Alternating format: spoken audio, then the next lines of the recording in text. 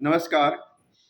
ज़्यादातर विद्यार्थी ये सवाल पूछते हैं कि सर हमने री इवैल्यूएशन किया था, हमारे नंबर बढ़ गए हैं, अब हमारी मार्कशीट कैसे जारी होगी या सीबीएसई उसको भेजेगा या नहीं भेजेगा?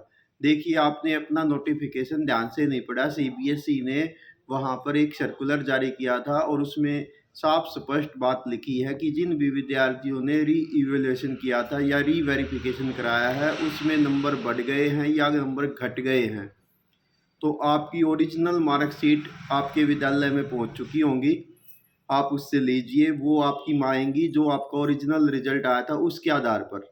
अब री-इवैल्यूएशन में आपके नंबर बढ़ गए या कम हो गए, जो भी सिचुएशन है उसके आधार पर नई मार्कशीट आपको तभी मिलेगी जब आप इस मार्कशीट को अपने रीजनल ऑफिस में जमा कराएंगे।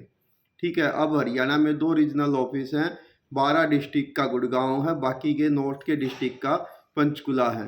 ठीक है, तो पूरे जो भी विद्यार्थी है, आप अपने स्कूल से पता करें या आपका रीजनल ऑफिस कौन सा है। आप अपनी उस मार्कशीट को जो आपको पहले इशू हुई है, यदि आपके नंबर बड़े हैं और आप चाहते हैं कि हमारी मार्कशीट 1 हो जाए, तो आपने कुछ नहीं करना, अपना रिजल्ट निकालिए जो रीवैल्यूएशन के बाद आया है, जो सीबीएसई की वेबसाइट पर रिजल्ट सेक्शन में है, उसका प्रिंट निकाल लो, स्कूल से अपनी ओरिजिनल मार्कशीट ले लो। हाल फिलहाल कोई जल्दबाजी करने की भी ज़रूरत नहीं है। जहाँ पर भी आप एडमिशन ले रहे हैं वहाँ पर अपनी ओरिजिनल मार्कशीट की फ़ोटोकॉपी करा लो। ठीक है, रिजल्ट की फ़ोटोकॉपी करा लो, दोनों सबमिट करा दो, आपका वो प्रोसेस पूरा हो जाएगा। जब आपको महीने में 2 महीने में जब भी टाइम मिले तो आप अपने रीजनल ऑफिस जाइए, वहाँ पर ये ओरिजिनल मार्कशीट सबमिट करिए। वो आपसे एड्रेस पूछेंगे, तो अपना एड्रेस वहाँ पर दीजिए। या तो आपकी मार्कशीट जो है, यदि बहुत सारी मार्कशीट होंगी क्योंकि बहुत सारे स्टूडेंट के चेंज हुए हैं उस विद्यालय की, या एक भी होगी, तो सीबीएसई ज़्यादातर स्कूल में भेज देता है, डाक के द्वारा आएंगी। और यदि कई बार सीधे होम एड्रेस पे भी भेज देता है, तो वो अब डिसाइड होगा बाद में।